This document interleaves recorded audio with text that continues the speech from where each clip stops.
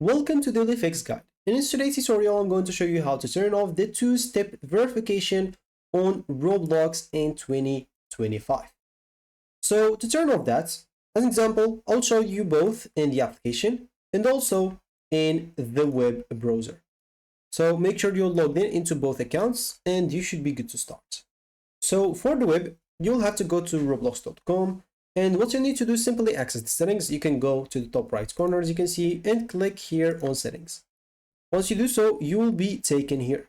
As you can see, now you can go on this left panel, as example, and go and click on security.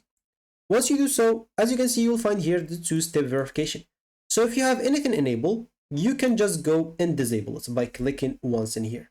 It is very simple. Of course, if you have two-step verification of email, you can disable that as well, and also some security keys.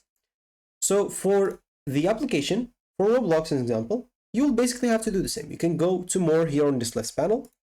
Then after that, you can go to settings. Of course, here we're looking for security. And again, here you should find the two-step verification and you'll be able to enable or disable that. As we said before, you can disable it from here. So that should be it for me in this video. Thank you for watching and goodbye.